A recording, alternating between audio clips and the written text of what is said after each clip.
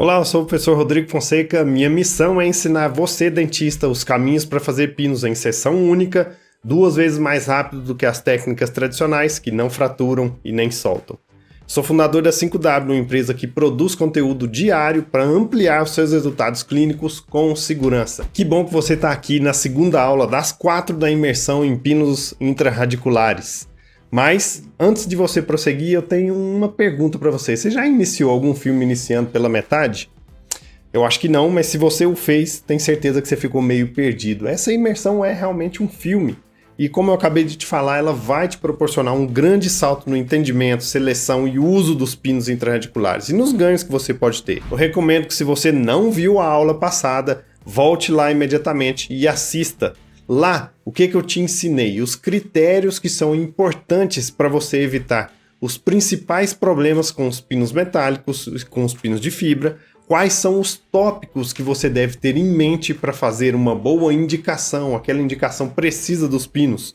E os erros que normalmente as pessoas cometem durante o pensamento biomecânico na escolha dos pinos, de modo que evitá-los vai permitir que você obtenha resultados melhores e mais duradouros.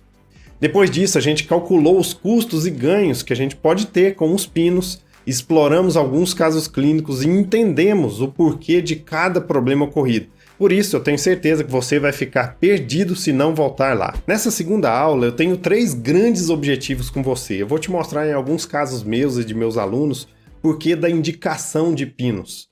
E aí a gente vai revisar aquele nosso conteúdo passado. Você também vai aprender como não cometer os 5 erros essenciais nos pinos intrarradiculares que são tradicionalmente cometidos por nós dentistas. E depois nós vamos também finalizar para entender como foi a solução daquele caso que eu te mostrei na aula passada, usando as peças fraturadas do próprio paciente. Mas eu quero de antemão aqui agradecer todas as pessoas que já assistiram, aos inúmeros comentários que foram feitos, as dúvidas que vocês postaram lá nos grupos do WhatsApp, na nossa comunidade no Facebook, a participação de vocês em todas as atividades, tudo isso, em todas as lives que nós fizemos, eu tenho certeza que os resultados que vocês vão ter a partir de agora, com o conhecimento que vocês têm adquirido, serão muito bons. Sabe por quê? Mais de 80% dos clínicos nunca fizeram um curso de pinos e não têm acesso a essas informações, infelizmente. Eu mesmo já tive vários erros que vocês podem ver aí na tela, que nem por mim eram considerados erros, justamente porque essas informações não faziam parte da minha fotografia, do meu conhecimento. Por isso eu tenho certeza que nesse curso você está adquirindo conhecimento, economizando tempo e criando mais possibilidades de trabalho clínico. Eu sou endodontista e eu sempre vi a necessidade de colocar pino, né? E sempre muito insegura. Meu marido é protesista e ele que sempre fez tudo. Eu não fazia, pra você ter noção, não é que eu não tinha segurança, é que eu fazia assim, um na vida, outro na morte, quando não tinha outra solução. Aham. Mas sempre com essa inquietude de estar deixando o canal ali sem selar. E aí, agora eu faço tranquilamente, tô Porque você entrou na turma de abril, não foi? de abril, aham. De lá para cá, você tem uma noção de quantos pinos que você já fez? Nossa, Rodrigo, uns 20 pinos, mais ou menos, 15 a 20 pinos. Uns 15 a 20 pinos. Então vamos lá, eu quero iniciar nosso conteúdo de hoje mostrando alguns casos, então, para que você veja os motivos pelos quais os pinos foram indicados nessas situações clínicas. Notem aqui o seguinte, são 2 casos que são bem semelhantes entre si, onde a gente tem aqui 2 grandes fraturas, uma fratura maior nesse elemento 21 aqui do lado direito aqui da nossa tela, né? No elemento 11, perdão. No elemento 21, uma fratura um pouco menor. Do outro lado, um outro caso clínico que se inverte as 2 situações, né? A fratura maior foi no elemento 21 e a menor no 11. E o que levou, nesse caso, a gente fazer a escolha por, do lado esquerdo, colocar pinos nos 2 elementos e no outro elemento. Vamos avaliar aqui o seguinte, posição do dente no arco. Lembra que se nós trabalhamos em dentes anteriores, é onde nós temos a maior sobrecarga pela torção desses elementos frente aos movimentos de incisão ou aos movimentos mandibulares convencionais. Portanto, se eu sei que aqui é mais perigoso por ser um dente anterior, eu penso muito mais na instalação de um pino. Minha restauração final nesses dois elementos foi uma restauração adesiva, então restauração final combinando com o uso de adesão, eu preciso preservar a estrutura, eu vou desgastar o mínimo. Maravilha, isso é uma grande vantagem para nós. Eu prevejo então associar um processo adesivo desses pinos junto com o processo restaurador também adesivo. Quantidade e qualidade de remanescente, os dois remanescentes são bem parecidos. Embora aqui a gente tenha uma dentina e esmalte mais jovens, com possibilidade de adesão talvez até maior do que nesse outro caso, embora aqui eu tenho uma situação que eu esqueci de falar para vocês, mas aqui eu tenho uma situação de elemento escurecido, né? Diferente desse, ó. Nesse caso aqui nós vamos restaurar daqui para diante. Nesse outro caso aqui eu vou acabar perdendo um pouco de estrutura dental, porque eu preciso fazer preparos para esconder esses escurecidos. Então, olha só, a minha restauração, apesar de ser de resina composta e usar adesão, nesses elementos vai ser diferente do que nesse elemento. Aqui eu preservo mais estrutura. Poxa, então, se eu vou preservar mais estrutura, por que ainda estamos colocando pino? Se eu poderia fazer direto aqui sem colocar pino, se nesse daqui eu vou desgastar mais estrutura para acomodar a restauração? Vamos evoluir nosso pensamento aqui. Oclusão desses dois pacientes. Essa já está bem estabelecida, um paciente mais velho já. E aqui entra um grande problema. Esse paciente ainda está com os dentes em erupção, a ortodontia ainda não trabalhou aqui. É um paciente que tem alguns maus posicionamentos dentais que levam a sobrecarga nesse elemento. E associando a isso é uma criança, totalmente diferente daqui, já é um adulto e tem maior controle dos movimentos e do uso dos seus dentes, diferente dessa criança aqui. A dimensão dessa restauração vai ficar maior, então é importante analisar não só o que você vai fazer, mas também a dimensão daquilo que você pretende fazer. Aqui vai ficar um comprimento maior, portanto mais sujeito aos excessos de carga. E aqui é um último ponto que você analisa o treino e material utilizados, né? Se você tem material bom, dá mais certo, é mais fácil do que quando você não tem. E se você está treinado a fazer bem feito. Então esses foram os grandes motivos, principalmente a dimensão daquilo que eu vou usar para restaurar, a ausência de desgaste, embora o paciente tenha uma oclusão um pouco deficiente, diferente desse outro caso aqui, onde nós vamos desgastar mais, embora esse paciente tenha um controle mastigatório maior. Então vocês estão vendo que às vezes você tem situações bem parecidas que levam a destinos diferentes. Vamos embora para o próximo. Olha só, nesses dois casos aqui é praticamente inquestionável que nós temos a correta indicação. Primeiro, a quantidade de remanescente. Então eu tenho pouquíssimo remanescente, um pino deve ser utilizado para criar retenção para o meu processo restaurador. Portanto, esses dois casos, sem dúvida que merecem a indicação de pinos. Nós estamos em dentes anteriores, vejam que aqui faltam alguns elementos, eu fico mais preocupado ainda do que nesse. Essa paciente tem um cuidado de higienização ruim, precisa ser muito melhorado. Eu vou usar procedimentos adesivos nos dois, se eu não me engano, esses dois casos, sim, esses dois casos foram restaurados de maneira direta. Beleza, vamos lá. Agora eu quero trazer para vocês alguns dos casos que os nossos alunos do PhD Pinos de vez em quando postam lá na comunidade para que a gente os auxilie. E veja, aqui tem um elemento que é muito comum, né? Um elemento número 41, que é um apoio para uma PPR. E houve uma fratura deslocando toda essa restauração. Esse dente vai necessitar de endodontia desde que o pino seja indicado aqui para ele. Mas ele vai receber uma grande sobrecarga, a PPR precisa ser nova, precisa ser bem feita, para que não tenha uma carga excessiva nesse elemento. Essa fratura, ela acabou acometendo, de acordo com outras conversas com a Luciana, um pouco mais desse remanescente aqui, então tem pouca retenção para aquilo que eu vou fazer e muita sobrecarga. É um dente anterior, oclusão já é deficiente, vou fazer uma restauração final adesiva, vai ser feita uma coroa aqui nesse elemento. Então é um caso que a gente tem uma preocupação grande pela pouca quantidade de remanescente, apesar de uso de procedimentos adesivos. Essa situação clínica nos traz a necessidade de pinos. E sem dúvida um pino de fibra, né? porque olha só, essa curvatura toda impede você usar um pino metálico nas extensões que ele deveria ser utilizado. Então aqui um pino de fibra vai cair bem, sem dúvida nenhuma. Outras duas situações, olha essa da Isabela, onde uma fratura desse remanescente ficou bem próxima aqui à região de osso e talvez ela tenha que fazer um aumento de coroa. Então vamos analisar, ó, é um dente posterior, opa, situação melhor do que ser dente anterior. Parece ter uma quantidade de remanescente interessante, não dá para a gente saber porque a radiografia é um exame bidimensional.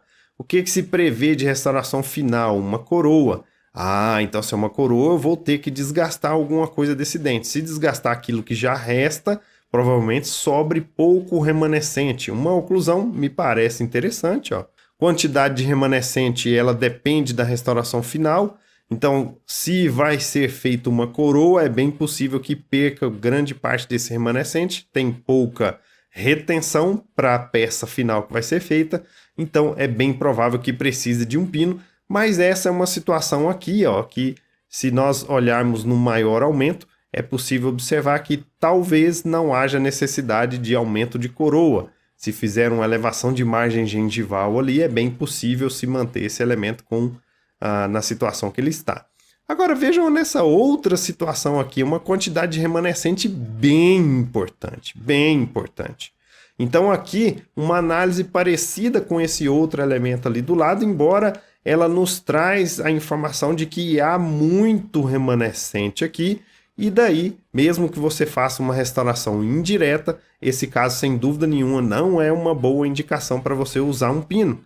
Não faz sentido fazer uma boa indicação de pino aqui, mesmo que você tenha uma raiz que está legal para usar, porque você não vai criar retenção. A retenção já existe pela própria presença desse remanescente. Beleza, bora lá. Eu preciso sempre prever o que é que eu vou fazer de trabalho final para saber o que me resta. Então, olha, nesse caso onde nós trabalhamos esses 4 elementos aqui, acaba que no final nós planejamos para esse que é um elemento super restaurado e mais escurecido, a instalação de um pino, justamente porque no momento em que fosse receber o preparo, vejam a diferença do preparo dele para os outros elementos, haveria sem dúvida nenhuma uma maior quantidade de desgaste, restauração final, então prevendo maior desgaste, sobra menos dente. Esse é um dente anterior, oclusão estava legal, o uso de adesão vai ser utilizado no processo de cimentação. Todos esses aspectos que a gente viu até agora corroboram para a boa indicação de um pino, oferecendo maior retenção, em alguns casos até maior resistência a todo o conjunto. Agora, vamos para um lado aí nesses dentes posteriores, olha só. Essa já é uma outra situação onde a quantidade de remanescente dental nesses dois elementos é muito grande. Então é super possível que você isole e faça um procedimento adesivo de alta qualidade, criando um núcleo de preenchimento e faça uma endocrown, ou você faça aí um núcleo de preenchimento, prepare e faça as suas duas onlays ou overlays aí como queira. Então a quantidade de remanescente nesse caso é muito importante, mas eu preciso fazer essa associação aqui com as outras coisas. Vou usar procedimento adesivo, o que eu vou restaurar no final? Esse dente posterior, a oclusão está legal. Então, associando esses fatores, a gente tem um maior índice de acerto, o que é bem diferente desse outro caso. Olha só, é um dente posterior? É, beleza. Mas olha a quantidade de remanescente disponível para adesão muito limitada, uma dentina ruim para se fazer um processo adesivo isolado que garanta boa estabilidade. Então, é um dente posterior, conta a favor, mas os outros pontos não contam a favor. Desde que isso, então, seja realidade para esse caso, é preferível fazer a instalação de um pino aqui e aí você garante a retenção da sua peça final. Vamos lá, então, para a sequência da nossa aula. Agora, depois dessa revisão sobre a indicação dos pinos, nós precisamos ver como fazer corretamente o pensamento biomecânico que te permitirá escolher pinos de forma certeira e segura. Vamos lá! Bom, como corrigir o erro número 1, onde você protege o pino ao invés de proteger a raiz? Para que você possa proteger a raiz, alguns princípios são essenciais e a escolha do pino a ser utilizado ela tem uma importância fundamental. Os pinos de fibra, eles têm comportamento elástico mais próximo ao remanescente dental, a dentina especificamente. Isso significa que esse tipo de pino tem a capacidade de se deformar e distribuir as tensões à semelhança da estrutura dental na área dental remanescente, lógico, com uma boa adesão realizada. Observe que nessas imagens o pino de fibra tem comportamento de distribuição de tensões bem similar a um dente rígido. Esse fator é totalmente diferente do que nós podemos observar com os pinos de alta rigidez, como os metálicos ou os pinos de zircônia, que tendem a concentrar as tensões no seu interior e na interface de transição entre pino e canal radicular, como vocês estão vendo aí nas imagens. Agora, nessas imagens, perceba a grande diferença do núcleo metálico em relação tanto ao dente rígido quanto ao dente restaurado com pino de fibra, ou seja, percebemos uma grande concentração de tensões no metal que é altamente rígido e na interface com o remanescente restaurado. Entretanto, os pinos de fibra, eles podem facilmente fraturar, eles podem ou mesmo se soltar, perdendo adesão, se você não souber fazer isso corretamente.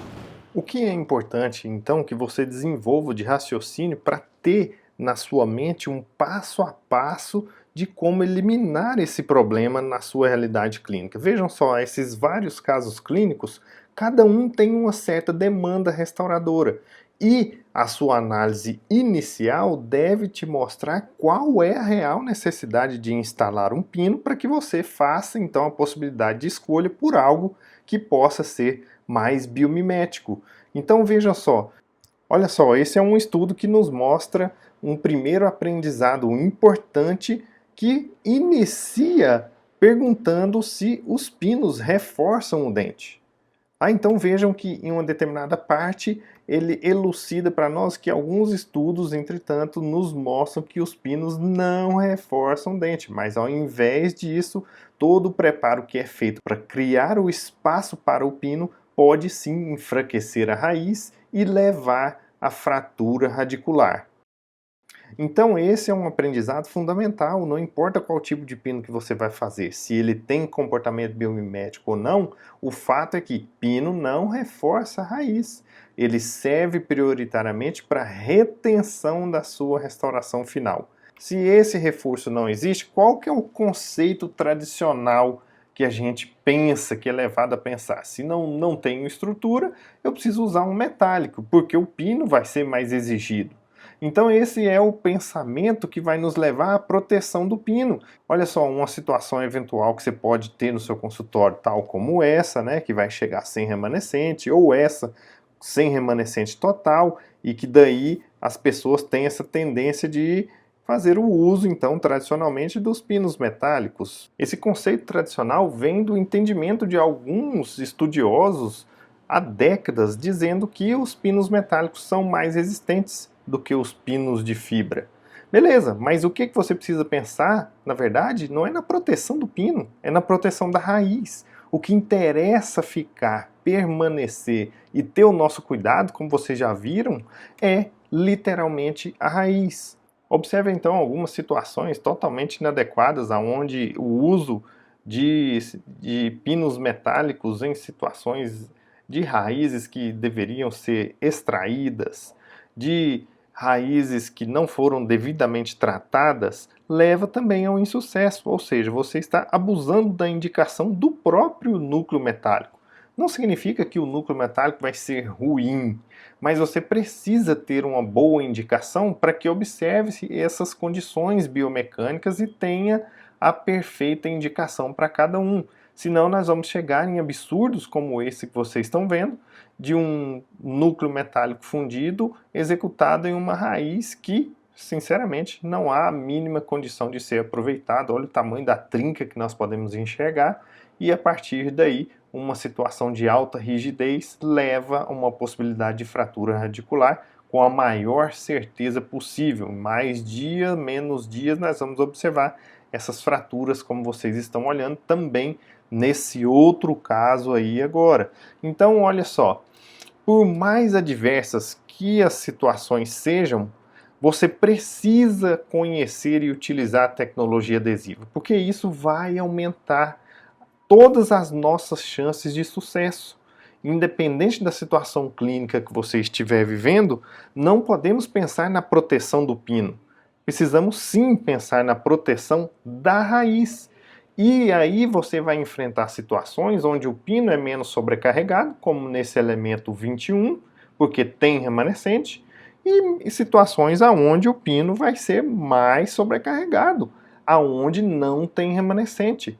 Só que se você não entender dessa proteção ao remanescente e pensar no pino, aí tudo bem, o pino não fratura, mas a raiz fratura e você perde toda e qualquer chance de manter o elemento na boca por mais tempo. Vejam só um exemplo de uma situação em uma criança onde o controle dos movimentos mastigatórios é extremamente mais difícil, tem pouco remanescente e mesmo assim o resultado está extremamente bem feito, restaurando diretamente com resina composta após a inserção de um pino de fibra de vidro.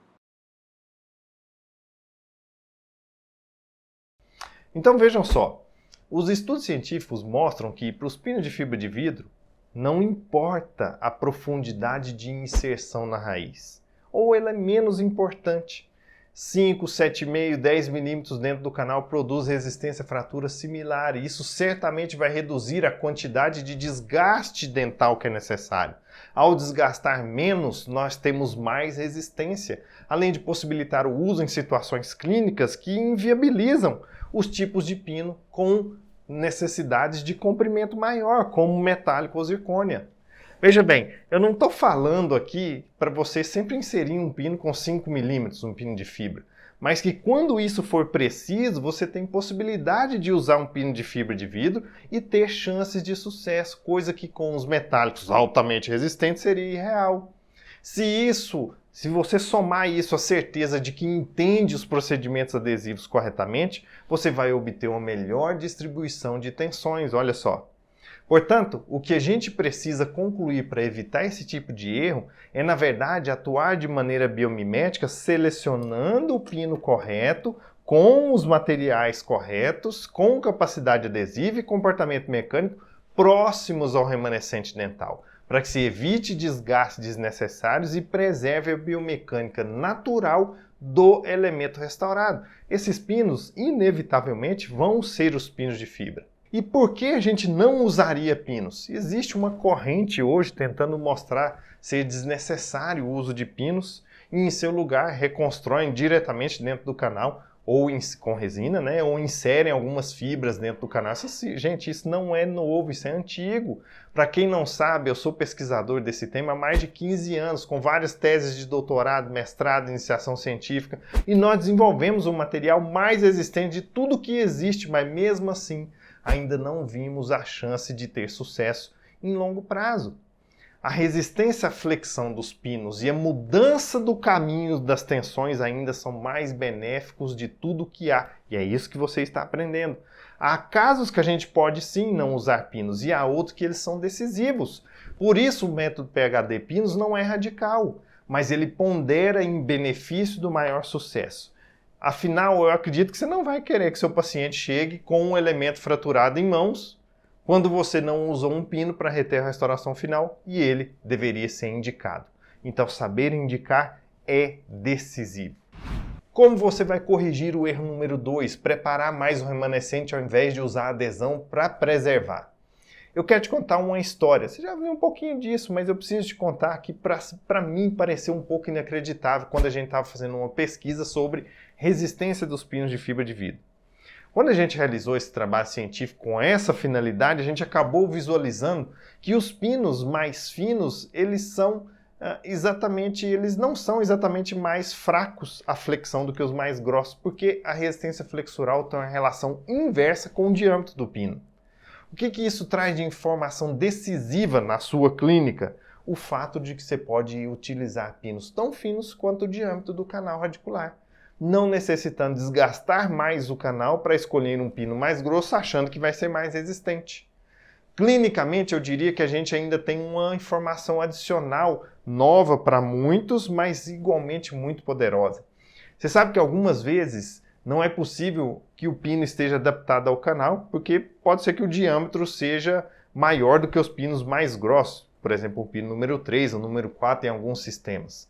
Ou então que o canal radicular foi acometido por uma cárie ou algum outro processo e está com um diâmetro exagerado, desgaste interno, que faz com que nenhum pino se adapte a ele. Então, para que o pino fique adaptado ao canal radicular sem necessidade de preparos extras, que é o objetivo nosso agora, e você preserva a estrutura com procedimentos adesivos, você pode reembasar o pino com resina composta, uma técnica tradicional, mas que algumas pessoas acham tecnicamente difícil, principalmente dependendo da resina que você usa ou do foto que você tem. Então, tá aí algumas boas indicações para vocês. Ou então, olha só, que interessante de mudança de paradigma. Alguns autores atestam a possibilidade de você reembasar a raiz utilizando uma resina bulk fill flow no interior do canal e deixando um espaço posterior para a cimentação do pino. Essa é uma técnica nova que gera uma possibilidade ainda de recuperar algumas raízes que eventualmente têm algum tipo de desgaste interno. Tudo isso, gente, está disponível na ciência dos pinos há pouquíssimo tempo. Só de 2018 para cá, isso foi publicado na Operative Dentistry e isso pode te ajudar no seu dia a dia. Das duas maneiras, você vai reduzir a camada de cimento, melhorar a adesão e criar mais resistência sem desgastar o dente desnecessariamente. Olha aqui o caso que o Dr. Eliseu, aluno do PhD Pino, seguiu essas orientações e usou exatamente esse conceito.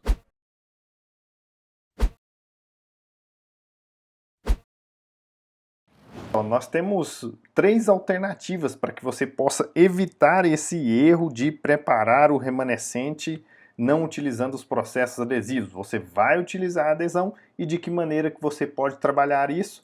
Primeiro, reembasando a raiz com uma resina bulk fill flow, ou então você pode reembasar o pino com uma resina composta, essa é uma alternativa mais conhecida, ou mais conhecida ainda e aquela que todos nós desejamos que seja sempre possível, escolher um sistema de pinos que esteja adaptado, estritamente adaptado ao diâmetro do seu canal radicular. Agora vamos para a correção do erro número 3, lembra? A ausência de férula descarta os pinos de fibra de vidro. Como que a gente vai corrigir isso? A presença de férula, ela sim tem sido considerada, a gente já falou, pela maioria dos bons estudos como determinante para o sucesso a longo prazo de qualquer tipo de pino, independente da sua composição. Existem muitas informações novas que trazem à luz questões que muita gente não sabe, como por exemplo, é super comum se achar que quanto maior a férula, melhor ela seria independente da sua distribuição ao redor do dente. Já existem estudos feitos em humanos, em pacientes vivos, demonstrando que uma férula homogênea circunferencial é o mais importante. Se ela tiver ao menos 1 milímetro de altura, ela é mais benéfica do que uma eventual férula muito alta de um lado e nula, ausente do outro. Porém, alguns estudos têm demonstrado que a férula pode não ser importante quando você tem muita área adesiva coronal na câmara pulpar ou quando as forças são direcionadas no longo eixo dental, principalmente dentes posteriores, né? Ponto importante que eu quero destacar nessa conversa, então, não é sobre a necessidade da férula, mas é sobre o que devemos fazer quando ela não existe. Porque a gente já está mais do que ciente que preservar a estrutura dental remanescente é fundamental. Quanto mais preserva, melhor é. Nas situações em que a férula não existe, tanto o pino quanto o remanescente dental, eles são sobrecarregados mecanicamente.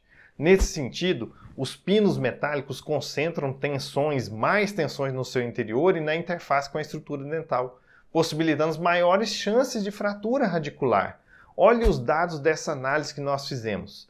Independente da existência da férula em toda a raiz ou parcialmente, ou se ela não existe, as tensões nos pinos metálicos são pelo menos 600% maiores do que nos pinos de fibra.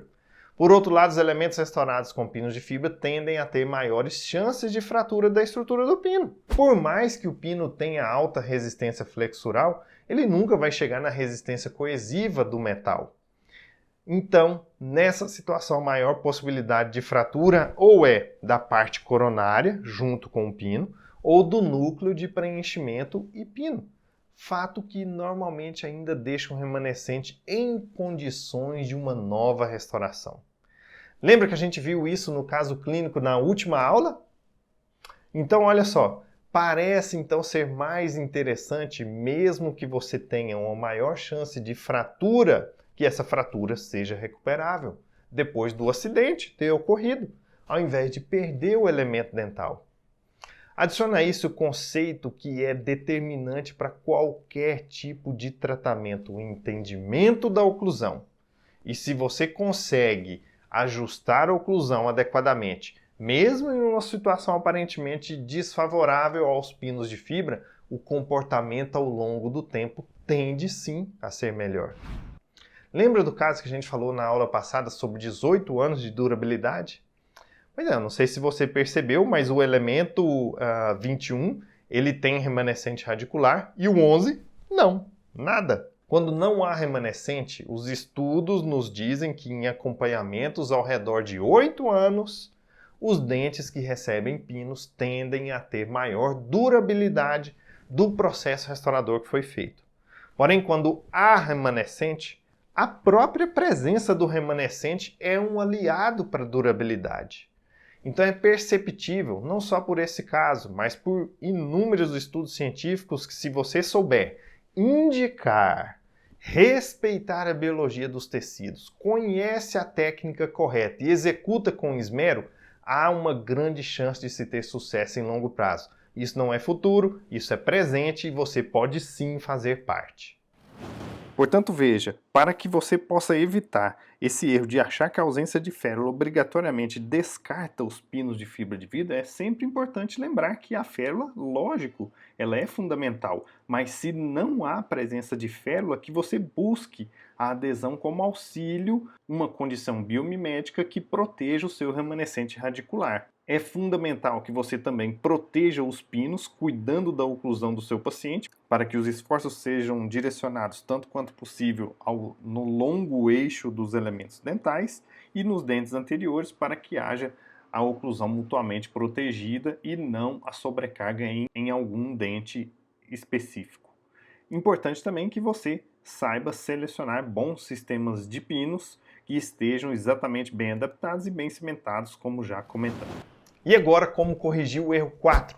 Desconhecer o que você vai usar para restaurar o final. Todo processo adesivo, ele consegue unir as estruturas se elas têm capacidade de adesão. Além disso, quando a união adesiva acontece, essas estruturas podem se comportar biomecanicamente de uma forma mais próxima ao dente natural, dependendo das propriedades de cada material. Quando a gente restaura um dente com resina composta, após a inserção de um pino, nós formamos aquilo que a literatura chama de um corpo único. E a elasticidade da resina é muito semelhante à dentina, o que faz com que esses corpos tenham um comportamento parecido, deformando e distribuindo as tensões em todo o sistema. Por um lado, isso é muito bom, isso é super interessante, porque se todo o conjunto se ajuda, o sistema tem mais corpo para resistir e distribuir as tensões.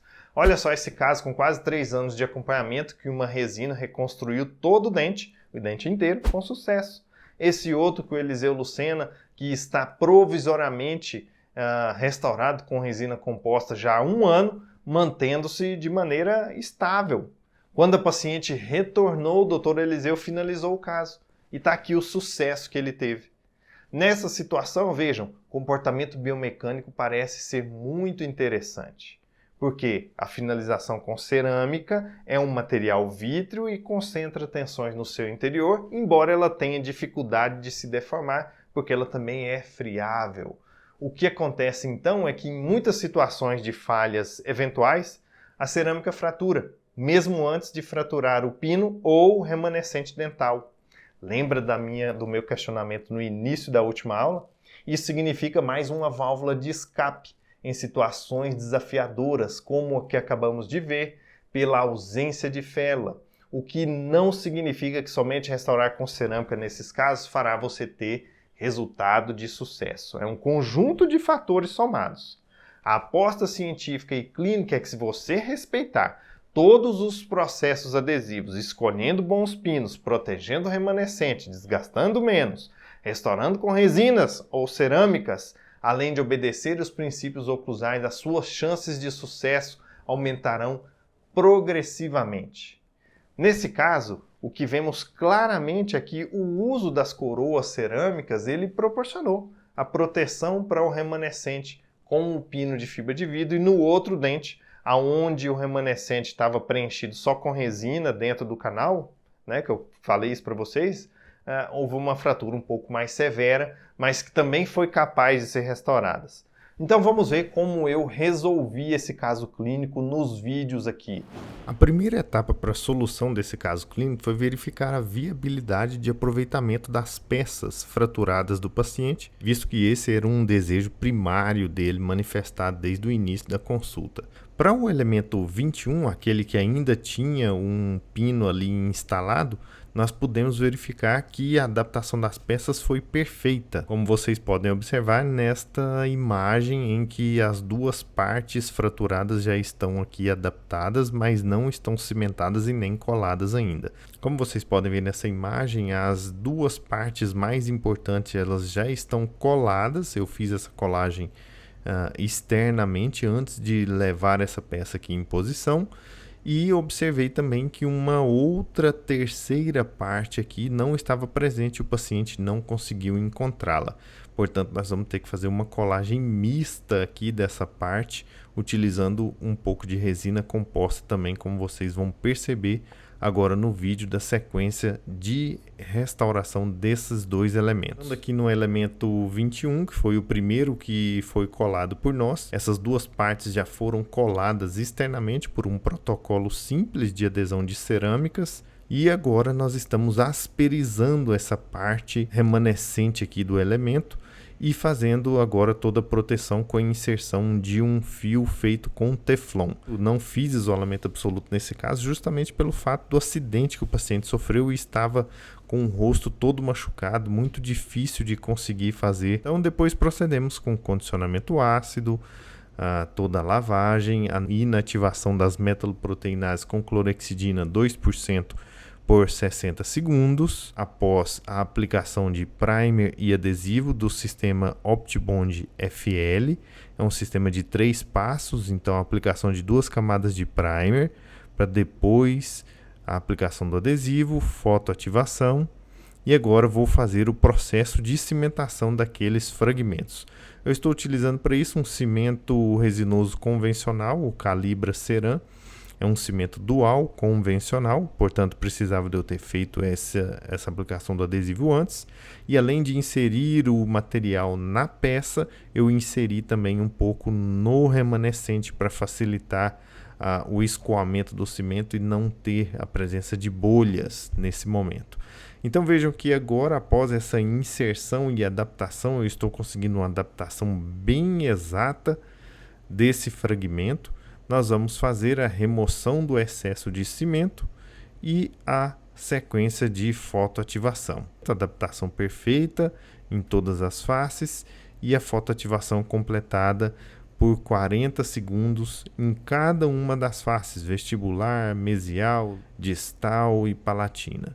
Vejam que como nós estamos trabalhando aqui com um valo com uma potência que é extremamente alta, isso tem um aquecimento naquela região. Então, para evitar qualquer tipo de problema, estamos jogando um jato de ar também, e isso vai evitar o sobreaquecimento e queimadura do paciente, visto que estamos sem condições de proteções adicionais. Bom, agora vejam a outra peça já colada. Eu estou testando ali a adaptação dessa peça e verifico que ela pode ser cimentada, mas ela está muito mais desadaptada do que a peça que foi cimentada anteriormente, porque faltam algumas partes, alguns pedaços importantes estão faltando. Logicamente, para a resolução desse elemento, houve a necessidade agora sim da instalação de um pino de fibra, e aqui seguimos a sequência então de preparos, teste do pino até atingirmos a posição correta. Só que dá para perceber claramente pelo pino selecionado para esse caso que nós tínhamos uma deficiência em termos de adaptação do pino. Para isso, nós vamos tratar esse pino adesivamente e vamos reembasá-lo aqui dentro do canal. Então percebam que eu estou aplicando o gel de glicerina, vou fazer o reembasamento desse pino e depois do reembasamento pronto, vejam que eu faço os movimentos de vai e vem, fotoativação por 5 segundos, removo, continuo a fotoativação, já vamos remover o excesso do pino aqui nessa parte coronária. Removido esse excesso, eu vou fazer um certo trabalho com broca aqui para facilitar a adaptação daquela peça, criando espaço suficiente para acomodar a peça que foi colada externamente. À medida que eu vou fazendo esse desgaste, eu vou provando a peça e vendo se ela está em posição correta ou se eu preciso fazer um novo ajuste ali no núcleo de preenchimento para conseguir acomodar a peça em posição. Depois disso, vamos para toda a limpeza do canal e a sequência de cimentação do pino.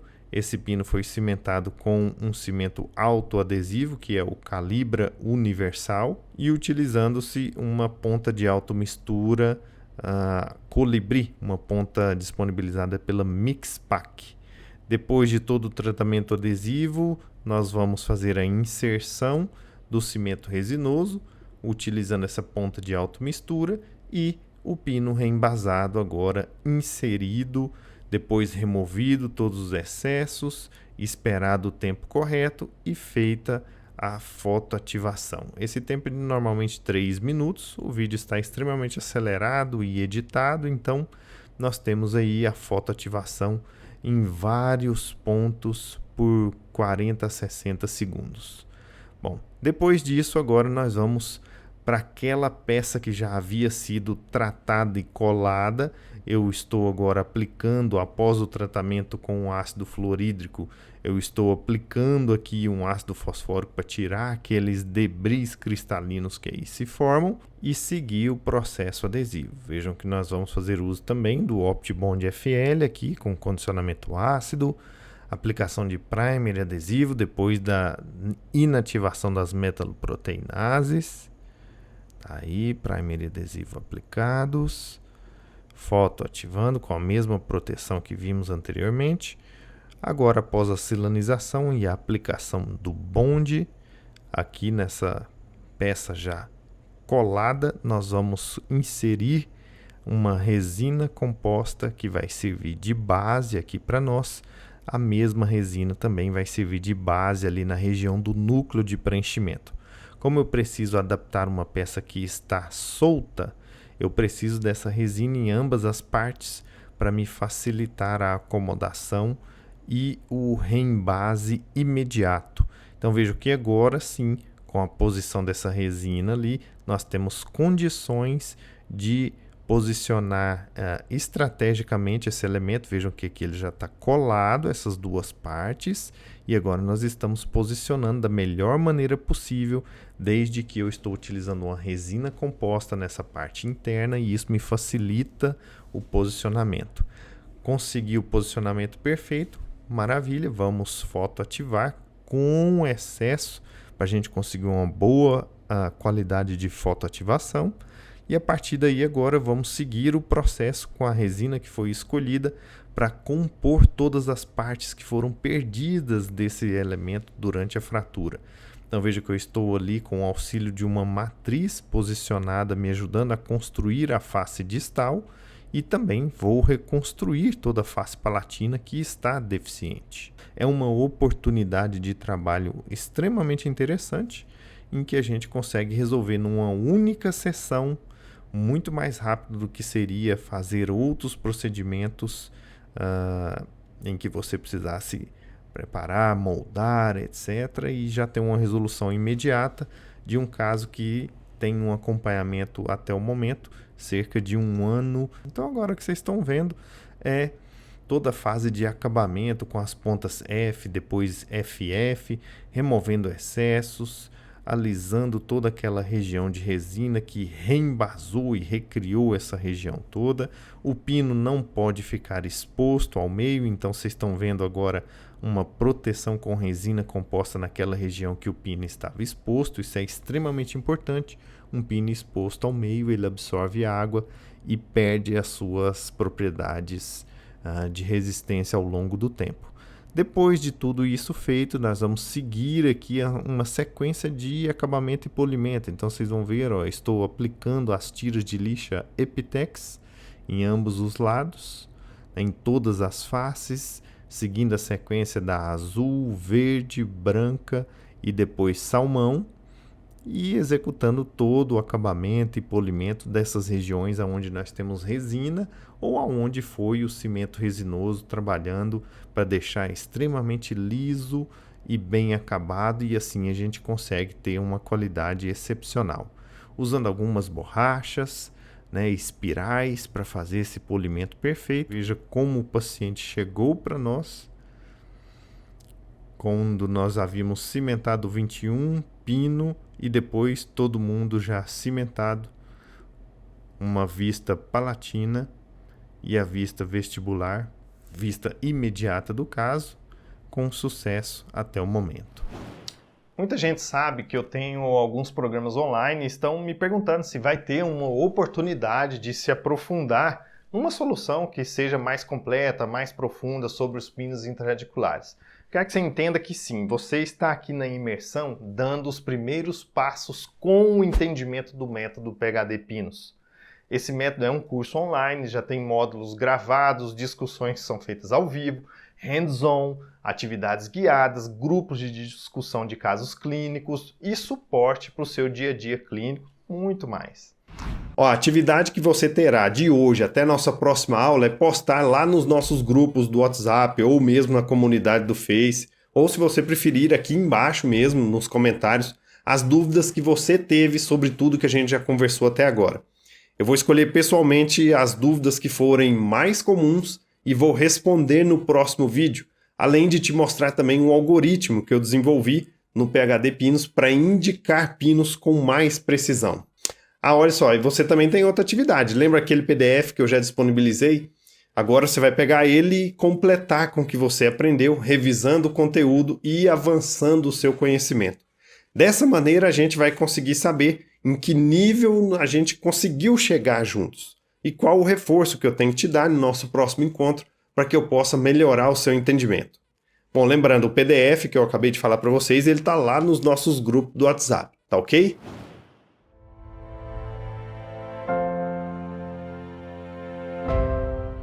Olá, eu sou Adriana, sou odontopediatra, mas também faço clínica geral. Sempre fiz no consultório pinos metálicos fundidos, pois era essa técnica que eu dominava. Foi isso que eu aprendi na faculdade, mesmo sabendo que não era o melhor para o meu paciente. Como eu não conhecia a técnica dos pinos de fibra de vidro, eu não tinha segurança e nem confiança para indicar isso para o paciente, porque eu não tinha segurança para fazer a técnica da forma correta. Não sabia que a gente podia individualizar e muito menos sabia que existiam esses pinos no sistema CAD/CAM. Eu levava 2, às vezes até 3 sessões para poder cimentar. Eu aprendi a técnica da forma correta, eu aprendi como esse pino deve ser feito, eu adquiri confiança e segurança para poder indicar e fazer.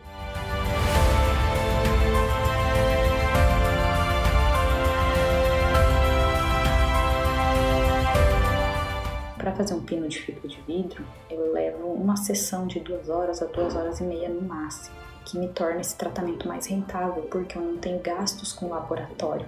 Eu tenho só a agradecer ao Dr. Rodrigo, ao professor Rodrigo, por tudo, por todo ensinamento, por todo conhecimento compartilhado, porque ele não nos ensina somente sobre pinos, ele nos leva a pensar e saber o que fazer. Por que fazer? E assim a gente tem mais confiança nisso. Tendo mais confiança e segurança no que você está fazendo, você consegue cobrar melhor isso do seu paciente. Meu nome é Cíntia, eu sou especialista em prótese. A minha prática clínica mudou totalmente. por ser especialista, eu recebo muito paciente com indicação para pinos, e com o que eu aprendi, eu consegui agilizar muito o meu processo clínico, bem como os meus custos, porque agora eu consigo ter em mente uma sequência clara para resolver 100% dos meus casos com o máximo de eficiência, sabendo exatamente quais materiais utilizar, qual a sequência seguir para que o meu processo dê certo e não tenha erro e que o pino não solte, principalmente porque na minha prática clínica, uma hora extra causada por uma cimentação de um pino custa bastante. Mudou completamente a minha visão sobre os pinos de fibras de vidro.